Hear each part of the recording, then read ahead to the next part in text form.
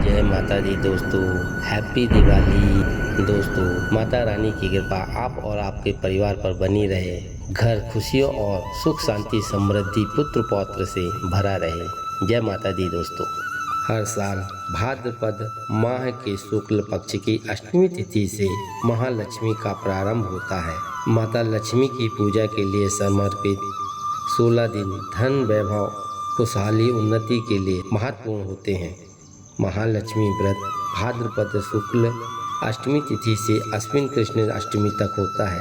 16 तिथियों में माता लक्ष्मी की विधि विधान से पूजा करते हैं। माता लक्ष्मी के आशीर्वाद से गरीबों की झोली भरती है, धन का संकट दूर होता है, आर्थिक स्थिति में सुधार होता है। एक समय महर्षि श्री देवव्यास जी हस्तिनापुर पधारे। उनका आगमन सुन महाराज धृष्टराज उनको आदर सहित राजमहल में ले गए। स्वर्ण सिंहासन पर विराजमान कर उनके चरण स्पर्श कर उनका पूजन किया। श्री व्यास जी से माता कुंती तथा गंधारी ने हाथ जोड़कर प्रश्न किया, हे महामुनि, आप त्रिकालदर्शी हैं, अतः आपसे हमारी प्रार्थना है कि आप हमको ऐसा कोई सरल व्रत पूजन बताएं जिससे हमारा राज्य लक्ष्मी सुख संपत्ति पुत्र पौत्र आदि परिवार सुखी रहे। इतना सुन श्री वेद व्यास जी कहने लगे, हम एक ऐसे व्रत का पूजन व वर्णन कहते हैं जिससे सदा लक्ष्मी जी का निवास होकर सुख समृद्धि की वृद्धि होती है। यह श्री महालक्ष्मी जी का व्रत है जिसे प्रति वर्ष अश्विन कृष्ण अष्टमी को विधिवत किया जाता है। हे महामुनि, इस व्रत की विधि हमें विस्तार पूर्वक बताने की कृपा करें। तब व्यास जी बोले, हे देवी, यह व्रत भाद्रपद शुक्ल अष्टमी से प्रारंभ किया जाता है। इस दिन स्नान करके 16 सूत के धागों का डोरा बनाएं, उसमें 16 गांठें लगा हल्दी से पीला करें।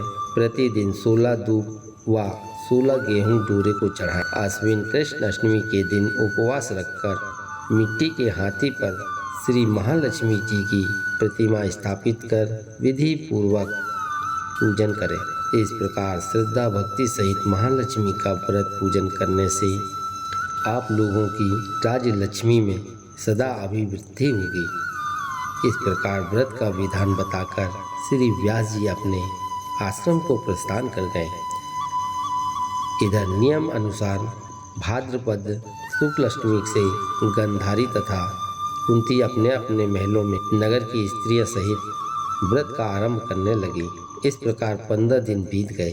16वें दिन अश्विनी कृष्ण अष्टमी के दिन नगर की सभी प्रतिष्ठित महिलाओं को पूजन के लिए अपने महल में बुलाया।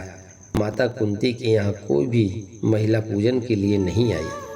साथ ही माता कुंती को भी गंधारी ने नहीं बुलाया। ऐसा करने से माता कुंती ने अपना बड़ा अपमान समझा। उन्होंने पूजन की कोई तैयारी नहीं की एवं उदास होकर बैठ गई। जब पांचों पांडव युधिष्ठिर, अर्जुन, भीम, नकुल और सहदेव महल में आए तो कुंती को उदास देखकर पूछा, हे माता, आप इस प्रकार क्यों उदास हैं? आपने पूजन की तैयारी क्यों नहीं की? तब माता कुंती ने कहा, हे पुत्र, आज महालक्ष्मी के व्रत का उत्सव गंधारी के महल में मनाया जा रहा है।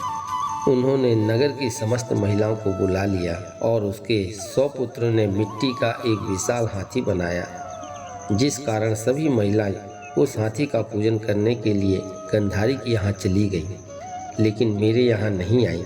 यह सुनकर अर्जुन ने कहा, हे माता, आप पूजन की तैयारी करें और नगर में बुलावा लगवा दें कि हमारे यहाँ स्वर्ग के ऐरावत हाथी का पूजन होगा। इधर माता कुंती ने नगर में ढिंढोरा पिटवा दिया और पूजा की विशाल तैयारी होने लगी।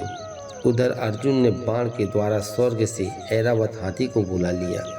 इधर सारे नगर में शोर मच गया कि कुंती के महल में स्वर्ग से इंद्र का ऐरावत हाथी पृथ्वी पर उतरकर पूजा जाएगा। समाचार को सुनकर नगर के सभी नर नारी, बालक एवं वृद्धों की भीड़ एकत्रित होने लगी। उधर गंधारी के महल में हलचल मच गई। वहां एकत्र हुई सभी महिलाएं अपनी अपनी थालियां लेकर कुंती के महल की ओर जाने लगी।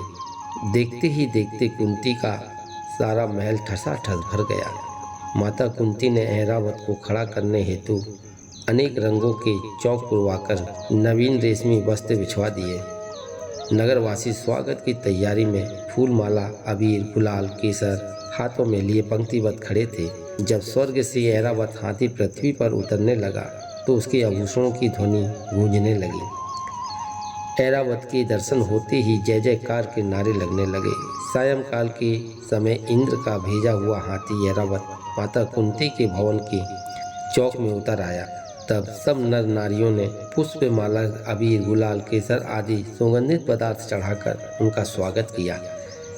राज्य पुरोहित ऐरावत पर महालक्ष्मी जी की मूर्ति स्थापित करके वेद मंत्रोच्चारण द्वारा पूजन किया गया। नगरवासियों ने भी महालक्ष्मी का पूजन किया। फिर अनेक प्रकार के पकवान लेकर ऐरावत को खिलाए और यमुना का जल उसे पिलाया गया। राज्य पुरोहित द्वारा स्वास्तिक वाचन करके महिलाओं द्वारा महालक्ष्मी का पूजन कराया गया। 16 गांठों वाला डोरा महालक्ष्मी जी को चढ़ाकर अपने अपने हाथों में बांध लिया। ब्राह्मणों को भोजन कराया गया। दक्षिणा के रूप में स्वर्ण आभूषण, वस्त्र आदि दिया गया। तत्पश्चात महिलाओं ने मिलकर मधुर संगीत लहरियों के साथ भजन कीर्तन कर संपूर्ण रात्रि महालक्ष्मी का व्रत किया, जागरण किया। दूसरे दिन प्रातः राज्य पुरोहित द्वारा वेद मंत्र उच्चारण के साथ जलाशय में श्री महालक्ष्मी की मूर्ति का विसर्जन किया गया। फिर ऐरावत को विदा कर इंद्रलोक को भेज दिया। इस प्रकार जो स्त्रियां भी श्री महालक्ष्मी जी का विधि पूर्वक व्रत एवं पूजन करती हैं, उनके घर धन धान्य से पूर्ण रहते हैं तथा उनके घर में महालक्ष्मी जी सदा निवास करती हैं। इस हेतु महालक्ष्मी जी की यह स्तुति अवश्य बोलें। महालक्ष्मी नमस्तुभ्यं, नमस्तुभ्यं सुरेश्वरी, हरि प्रिय नमस्तुभ्यं, नमस्तुभ्यं दयानिधि। जय महालक्ष्मी। दोस्तों, अगर यह वीडियो आपको अच्छी लगी हो तो कृपया लाइक करें, शेयर करें और सब्सक्राइब करना बिल्कुल भी ना भूलें। दोस्तों, कल हम फिर मिलेंगे एक नई वीडियो के साथ में। तब तक के लिए हम आपसे विदा लेते हैं। जय माता दी दोस्तों।